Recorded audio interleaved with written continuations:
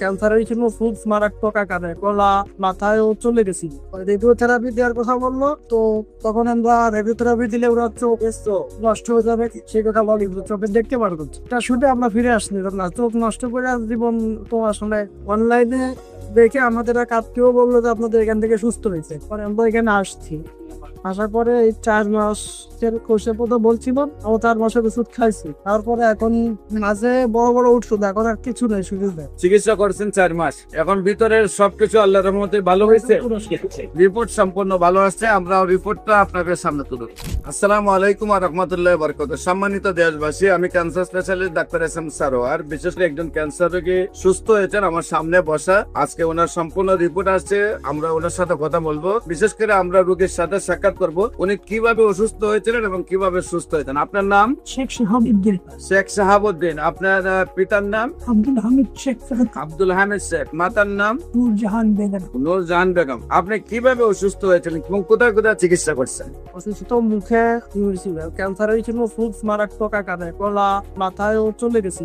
পরবর্তীতে আমরা test complete করে সেনাবাহিনীর যে হসপিটাল আছে ওইখানে ট্রিটমেন্ট ছিলাম, যেমন লাগাইছিলাম 4টা।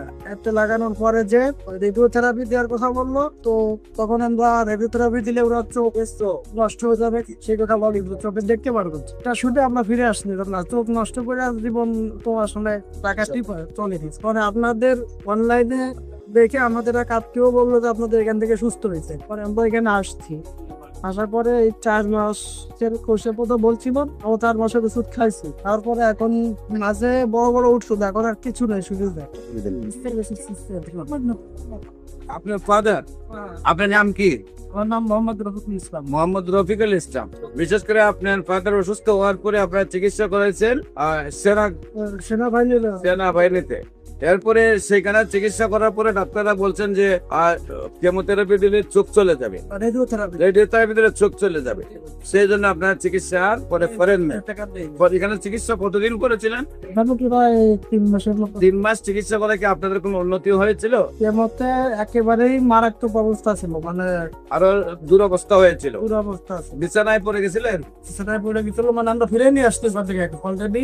আর মানে চিকিৎসা করে আরো মানে অবনতির দিকে, অবনতি মানে ওখান থেকে ফিরে যেতেছে, আর মানে বাঁচবে না এরকম একটা। আর বাঁচবে না। তারপরে আপনারা নিয়ে আসছেন আমার কাছে, চিকিৎসা করছেন 4 মাস, এখন ভিতরের সবকিছু আল্লাহর রহমতে ভালো হয়েছে, রিপোর্ট সম্পূর্ণ ভালো আসছে। আমরা রিপোর্টটা আপনাদের সামনে তুলে দিচ্ছি।